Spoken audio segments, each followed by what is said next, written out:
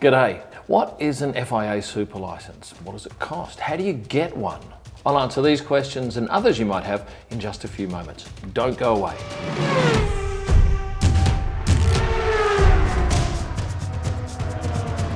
In order for any driver to drive an F1 car, they have to first secure an F1 super license. The FIA hands these out. That's the body that oversees a number of motorsport categories, including F1. The requirements for gaining a license have been upgraded regularly since 1950, when the first F1 race took place at Silverstone. Is there a cost for this license? You bet. How much?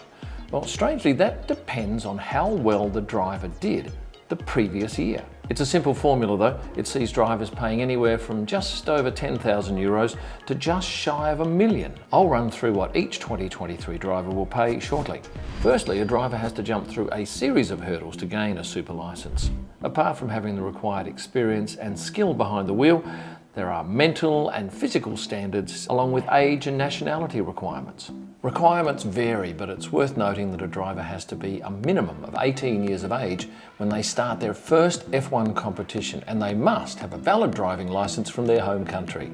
Hang on, Max Verstappen got his license when he was 17, didn't he? Yes, but the 18-year age criteria wasn't in place then. That was introduced in 2016. To get a license, you must have accrued a certain number of points, and that number is 40. But how do you get them? Well, they're gained by racing in various junior categories of motorsports, such as F2, F3, and even IndyCar. But that's not the only competitions where points are awarded. Have a look at this list. They even go right down here to karting. But if you have a look at that chart up the top there, essentially if you come first, second, or third in F2, you've got the required points to be driving in F1 the following year. So assuming a driver jumps all of these hurdles, how much will they each pay to race? The minimum is 10,400 euros, and that applies to any driver who scored no F1 points the year prior. So this year, that'll be Nico Hülkenberg, Oscar Piastri, and Logan Sargeant. Nick De Vries will pay 14,600 because he scored 2 points last year driving a Williams at Monza. Each point ratchets up the license cost by 2,100 euros. So if you go to the top of the list, have a look at Max Verstappen. He scored a whopping 454 points, and he has to cough up 963,800 euros for his 2023 super license. That's a fair whack of money, isn't it? And where does that money go? Well, the FIA uses that for safety improvements in F1 racing. And does each driver get a plastic license with his name and photo on it? No, he does not. It's a simple piece of paper from the FIA. And who pays this fee? Well, the team inevitably, whether it's done via the driver or direct from them. And do these drivers have super licenses? They certainly do. This is my Best of F1 2022 photo book. It's one of my biggest sellers. And if you love Formula One, you will love this book. Head to kimellman.com and find it at my store. 23 of my best images from last year sent to almost anywhere in the world.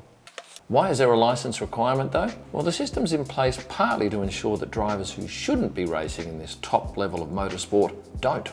Let's face it, money gets you a long way in F1, and if it all came down to the drivers on the grid being the 20 who had the most money, the competition could well become a farce. But what we're finding now is some very talented drivers like Colton Herta and Pato O'Ward, who race in IndyCar in the US, could very well miss out on the opportunity to obtain a super license due to a lack of experience or insufficient points in the super license point system. Logan Sargeant's entry into the sport was very much touch and go, as you may remember. I remember vividly watching Williams' team boss and the Dorilton chairman anxiously watching last year's final F2 race in Abu Dhabi. Logan Sargeant's F1 drive for Williams depended on him securing a certain number of points in that race, which luckily he did, a relief for both of these gentlemen.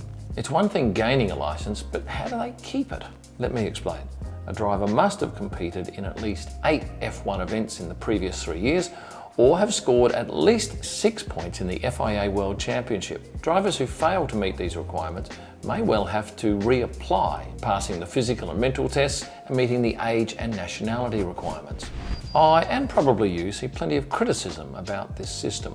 It's too restrictive. It unfairly discriminates against some type of drivers. Of course, no system's perfect, and the FIA's stance is that it's necessary for the safety and competitiveness of the sport and to protect the interests of the drivers and teams. I photographed an Indy race last year in Indianapolis. Thoroughly enjoyed it. Got to meet a number of the drivers and get a real feel for their sport. One thing I noticed was that the drivers have to be physically as strong as an F1 driver or stronger to drive those Indy cars. The racing's also a lot closer than in F1, and many argue that IndyCar drivers should earn more points than the maximum of 10 towards a super license. After all, F2 and F3 drivers can earn up to the full 40 points needed. Is this system set in stone? No. Those drivers who can't secure the necessary points can still appeal to the FIA, although it's rare that the FIA bends the rules. You'd have to be a super talented driver to get the nod, and even then, you'd still need to meet the age and nationality requirements for a super license. So, who would have missed out on an F1 seat if the current system was in place when these drivers first started? Daniel Ricciardo would have missed out by 2 points. Sebastian Vettel and Max Verstappen wouldn't have satisfied 3 of the criteria, and two-time world champion Fernando Alonso would have been 10 points shy.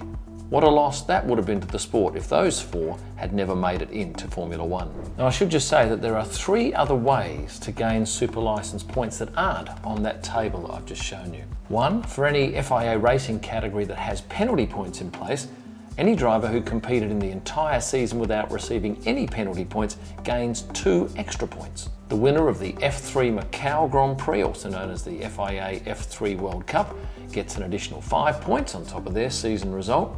And there's one other way that involves driving in an FP1 session, because you've probably seen the likes of Alex Palau, Robert Schwartzman, Pato O'Ward driving in FP1 sessions during regular race meetings. And they don't have the required 40 points for their super license, so the FIA issues a free practice only super license for F1, and any driver who holds one of these and completes a session of at least 100 kilometres without incurring a penalty point receives 1 extra super license point. I see our time's almost expired, so hopefully you've learnt a little bit more about the F1 super license system.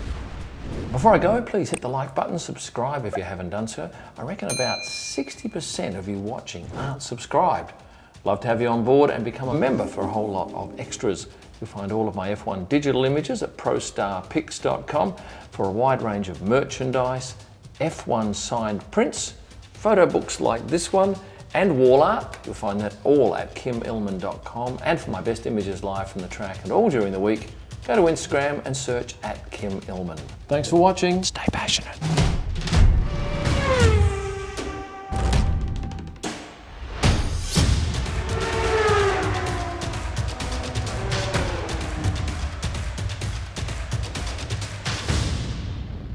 Nah, f***ing hell, Nah, I f***ed up.